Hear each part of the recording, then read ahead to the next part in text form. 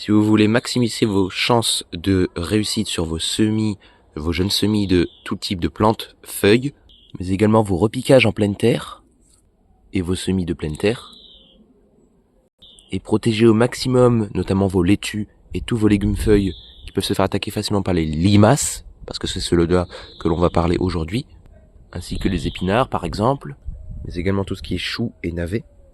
Cette vidéo complète sur le fonctionnement des limaces, les types de limaces et comment les éviter au mieux au jardin potager est faite pour vous. L'idée de cette vidéo va être vraiment de rester très scientifique et très pragmatique sur le principal ennemi du jardinier qui est la limace. Pour ceux qui ne le sauraient pas encore, il y a plusieurs types de limaces que l'on décrit en général par leur couleur, leur aspect et leur taille. Il faut bien comprendre que toutes ces limaces ont vraiment des rôles sur la destruction des légumes, sur les dégâts qu'on remarque sur nos légumes, différents et qui vivent dans différentes, configurations. Donc avant de dégainer son meilleur anti-limace, je vous invite quand même à réfléchir 2 secondes sur quel type de limace vous avez et sur, quel type de sol et quelle pratique vous avez. Comme à chaque fois que le jardinage, c'est pas une affaire bien définie, mais c'est surtout du pragmatisme, savoir s'adapter aux situations et rebondir à chaque instant. Et comme je le dis tout le temps, la régularité fait le potager. Je commence tout de suite cette vidéo avec non pas un ennemi du jardinier, mais plutôt un ennemi des limaces, qui se nomme la limace zébrée. Alors en voici un spécimen juste ici, donc un jeune spécimen, et remarquez-vous, lorsque j'ai enlevé mon gravat, plutôt mes plaquettes de bois, vous voyez, il y avait une limace, on va dire classique, on en reparlera juste après, et il y avait une limace que l'on appelle limace zébrée. Et en fait, ces limaces-là, ce sont des ravageurs de nos limaces terricoles, du moins d'une partie de ces limaces terricoles, et donc finalement un auxiliaire et un atout au jardinier. Petit disclaimer, malgré la présence de ces limaces, je vous rassure, on a quand même des limaces terricoles, des limaces qui nous font des dégâts sur nos feuilles. Je n'y échappe pas. Donc là déjà nous avons un beau spécimen d'une ce qu'on appelle limace grise. Regardez là, elle est en train de rentrer dans son son abri pour se justement mettre à l'abri et se protéger du soleil. Vous remarquez qu'ici on est un peu dans une zone ombragée. Et donc ça, ce sont de petites limaces par leur forme, mais surtout qui font en général des dégâts, et notamment des dégâts sur quoi? Sur les semis. Les jeunes semis que l'on fait en pleine terre, par exemple de navets, par exemple de radis, par exemple de laitue, sont très très sensibles à ces limaces. Alors voyez comment elles s'enfoncent. Vous voyez, on la voit à peine. Et donc ces limaces là sont très très, dangereuses et à éviter au jardin. Vous voyez qu'elle s'est parfaitement cachée là, on la voit à peine. Alors je vais quand même réussir à l'enlever. Voilà. Là voici. C'est quand même très très vicieux comme insecte. Plutôt comme gastéropode, excusez-moi. Cette limace-là est communément appelée la petite limace terricole des champs. Donc limace grise des champs, voilà. Donc c'est les limaces que l'on retrouve principalement. Alors ensuite on a ce qu'on appelle les limaces plutôt rouges. C'est plutôt les limaces tout ce qui est rouge-orangé. Donc ce sont qui peuvent devenir très grosses, donc des très gros spécimens. Et donc là j'ai un jeune spécimen, vous le voyez juste ici. Il est en train de se déplacer, il est en mouvement. Alors, voici le spécimen. Alors vous voyez que c'est vraiment un spécimen tout jeune, c'est un juvénile. Et voilà, donc il se développe.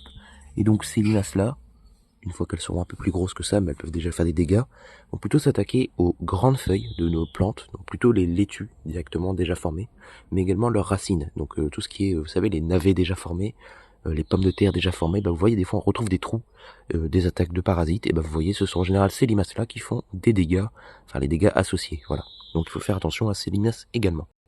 Ces limaces-là peuvent devenir beaucoup plus grosses. Ici c'est un exemple d'illustration, parce que j'en ai une ici spécifiquement, mais voilà, c'est à nuancer, ça peut devenir beaucoup plus gros, en gros ça peut devenir de cette taille-là. Bon, à quelques centimètres près, j'ai réussi à vous trouver un spécimen un peu plus important. Alors vous voyez, c'est quand même des trucs qui peuvent devenir un peu plus gros. Bon, je suis en train de chercher désespérément dans mon broyat, mais en gros, il existe une 3e classe de limaces, c'est ce que l'on appelle les limaces noires. Donc en fait, ce sont des limaces toutes noires, de petite taille également, comme la première que je vous ai montrée, qui ne deviendront que guère plus grandes que 1 centimètre. Et en fait, celles-là, elles sont un peu comme les premières, elles font des dégâts un peu sur les jeunes pousses, mais elles sont beaucoup plus résistantes au sec. Donc lorsque l'on a un sol un peu biné, C'est plutôt ces limaces-là qu'on peut être amené à retrouver, mais également en période un peu plus sèche. On peut avoir des dégâts de limaces, et ce sont un peu ces limaces-là qui peuvent faire des dégâts susceptibles à nos jeunes pousses. Maintenant que vous avez bien compris la partie théorique de cette vidéo, passons à la partie pratique, comment les éviter. Vous allez voir, c'est très simple, j'ai plusieurs solutions que j'utilise chaque année pour éviter ces limaces. Déjà, comme on le sait tous, les limaces sont favorisées par des conditions de sol un peu plus froides et non travaillées. Donc naturellement, un sol non travaillé est plus froid au printemps, donc réunit les deux conditions suivantes pour avoir plus de limaces. Et effectivement, remarquez ici, j'arrive à repiquer sur toute cette zone, donc il faut s'imaginer un rectangle, alors, attendez, un rectangle comme ça, comme ceci, et j'avais planté une douzaine de laitues, et regardez bien, il en reste une, et c'est de la laitue rouge, donc plus résistante aux limaces en général, donc il en reste une ici, et c'est tout, et c'est la seule qui a résisté, car elle est au milieu de parcelle, et finalement c'est la zone la plus sèche, et avec en général le moins de paillage, parce que vous remarquez que c'est pas très droit ici, hein, on voit ici une flaque, ça a tendance à descendre, donc ici c'est la partie la plus drainante en fait. Et vous remarquez que dans la zone où il y a d'ailleurs en plus un peu moins de paillage, vous le voyez ici, on voit la terre un peu, et ben la limace finalement n'a pas encore attaqué cette dernière laitue, mais celle dans les zones un peu plus humides et un peu plus fraîches, dans un sol non travaillé, et ben ça a été un fiasco total. Donc là je poserai une bâche et puis je mettrai mes courges sur la longueur, donc pas de souci ici, mais bon, c'était quand même opportun d'essayer de planter des laitues ici, mais bon, voilà, vous voyez que l'itinéraire sans travail de sol, pour certaines conditions, avec des laitues pourtant résistantes, hein, voilà, ça fait quand même des gros dégâts. Et c'est plutôt à éviter ce genre de scène. Parce que si vous ne voulez pas vous retrouver dans le même scénario que moi, il faut quand même essayer, du moins pour les régions au nord de la Loire, il faut quand même essayer de se débrouiller pour avoir une terre un peu plus chaude au printemps et peut-être un peu plus sèche. Ce que je veux dire par là, c'est que l'eau n'est pas un facteur limitant pour nous, régions au nord de la Loire au printemps, donc mieux vaut faire une préparation propre de sa terre et éviter les gros débris qui ont tendance à garder le sol froid et humide, voilà, en début de saison. Donc réchauffez vos sols en les travaillant légèrement. En parlant de travail de sol, aussi la deuxième cause d'échec de vos semis par les limaces, et ce sont les mottes de terre. Voilà, que l'on retrouve ici, donc des mottes, donc une préparation motteuse de votre terre, de votre terrain, donc une terre fine en faible proportion, ou du moins une proportion de mottes importante, donc par un travail qui crée beaucoup de mottes, comme un bêchage, ou comme un, on va dire, motocultage. Alors attention, motocultage et fraisage, ce sont deux entités à part. Je vous invite à aller voir la vidéo de préparation de sol en terre caillouteuse et sableuse, que je vous mets juste ici. Et donc là on a bien une présence de mottes. Une motte, donc ici ça a été un peu bêché ici pour replanter des nouvelles cultures. C'était un ancien passe-pied. Et vous voyez qu'ici il y a des mottes, donc c'est un exemple d'illustration. Mais il faut savoir que sous ces mottes, il y a de l'humidité. On retrouve ici un sol un peu plus sombre. Et les limaces aiment particulièrement l'humidité, comme on l'a vu tout à l'heure. Et sous une préparation de sol un peu grossière, donc c'est-à-dire qu'on est venu travailler la terre pour la réchauffer, mais malgré ça il y a quand même des mottes, à la différence d'une terre fine, que l'on peut retrouver par exemple là sur cette culture de pommes de terre, qui a tendance à aimer la terre fine. On peut avoir des limaces, et il faut faire vraiment attention. Alors sous cette culture de pois, je vais quand même essayer de vous trouver 2-3 limaces sous des mottes. Alors vous voyez déjà, j'ai pris une première motte, et regardez, on a déjà une sorte, alors à ce niveau-là, ici, une sorte de film, donc je le vois tout de suite, moi, parce que j'ai l'œil de l'expert, entre guillemets, en toute modestie, mais je le reconnais, il y a de la limace qui se cache sous ces mottes. Voilà, il y a des filets baveux, en fait c'est des anciens filets baveux. Alors, je vais quand même chercher des mottes un peu plus grosses. Voilà, je vous ai trouvé une motte avec un beau filet de bave, et remarquez la présence de limaces sous ces mottes. Donc il faut vraiment faire très attention, c'est quelque chose de, on va dire, assez néfaste au potager et pour les limaces, notamment les jeunes semis en pleine terre. Donc faites une préparation fine autour de la ligne de semis sur vos plates-bandes.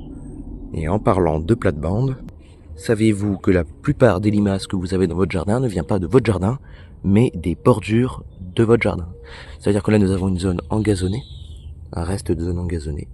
On a ici des cultures potagères, voilà, des boutures, des plants de fraisiers en multiplication, etc. Des betteraves pour faire de la semence. On en reparlera dans une autre vidéo. Et donc ces zones en bordure abritent beaucoup plus de limaces à leur interface, je parle bien à leur interface, hein, que dans le potager. C'est-à-dire que dans un gazon, on imagine, bah voilà, ce couloir, qui est uniquement constitué de gazon, donc tout du long, et bah il y a beaucoup plus de limaces car c'est une espèce de, on va dire, bordure. Je veux dire, la proportion de gazon est beaucoup plus faible que la proportion de potager, donc de terre cultivée. Et bah à l'interface, donc c'est-à-dire juste ici, on aura beaucoup plus de limaces. Et regardez la dynamique de croissance.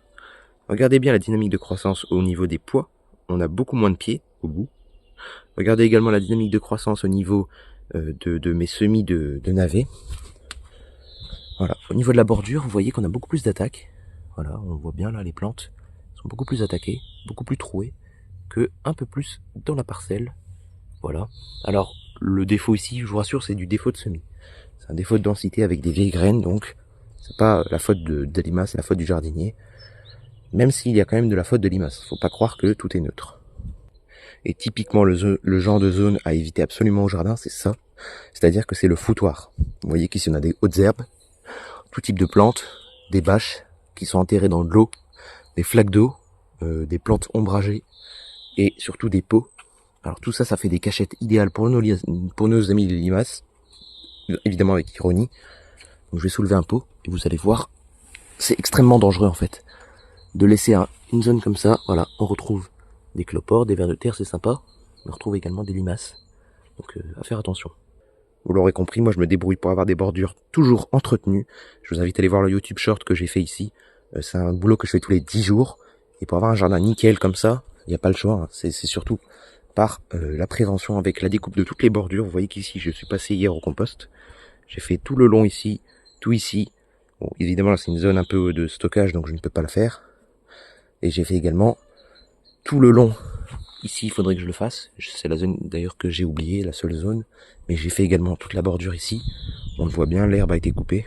Toute la bordure, et je ne détaillerai pas plus, mais toute la bordure du long du jardin a été faite également. J'en profite pour terminer cette série de vidéos avec des belles fleurs. Donc là, c'est une moutarde que j'ai semée au mois d'août dernier. Donc pour faire du décor. Et vous voyez un peu la hauteur de ces plantes, quand même assez importante. Donc là on est quand même mi-avril, des belles fleurs, des pollinisateurs à tout va. Alors c'est pas des abeilles, c'est ce qu'on appelle des mouches gluantes. Donc c'est ce qu'on appelle une abeille fausse, une fausse abeille quoi. Et donc c'est une mouche très importante pour la biodiversité. En parlant de biodiversité, la dernière chose qui fait des problèmes au niveau de vos limaces, donc après les mottes, après les bordures et après la terre peu travaillée et froide, c'est évidemment ce qu'on appelle les trous de vers de terre, donc tout ce qui est interstice de vers de terre, donc les galeries de vers de terre en fait. Les limaces vont se mettre le long de galeries car c'est une zone humide et ombragée. Elles vont pouvoir s'y multiplier parce qu'il y a forcément de la verticalité, donc du volume disponible pour leur croissance. Et c'est un abri parfait car les vers de terre travaillent en continu au potager. Et finalement, on se retrouve avec énormément de problèmes parce qu'il y a des vers de terre qui nous font finalement des galeries pour les limaces. Donc pour cela, comme je vous l'ai dit, l'idéal est de venir en fait préparer sa terre en surface. Donc vous voyez une préparation fine de la terre en surface, fine, je parle bien fine, pour éviter les mottes. De la terre en surface sur 3-4 cm, parce que les limaces vivent sur 5 cm. Donc sur 3-4 cm, vous faites une terre fine et sèche sur votre plate-bande avant de semer. Et vous obtiendrez du coup des conditions un peu négatives pour éviter les limaces et les attaques sur vos plantes. Donc ici il y a également des attaques sur fleurs, c'est pour ça que je suis venu ici. Et vous voyez pourtant la technique de la terre fine a été appliquée. Et vous voyez des trous, rien que des trous comme ça de vers de terre. Et ben les limaces peuvent glisser dans ce trou et venir s'abriter. Vous voyez qu'il y en a un autre ici. Et c'est ça en fait le problème du sol vivant. Enfin le problème, c'est l'un des inconvénients, c'est qu'il y a énormément de trous de vers de terre. Et donc, a fortiori, beaucoup de cachettes pour nos ennemis les limaces ou nos amis les limaces à surveiller. Voilà. Donc c'était ma petite vidéo sur les limaces. J'essaie de faire ça le plus professionnellement possible et le plus clairement possible pour bien comprendre les stades des limaces ainsi que leur développement. Et moi je vous dis à bientôt.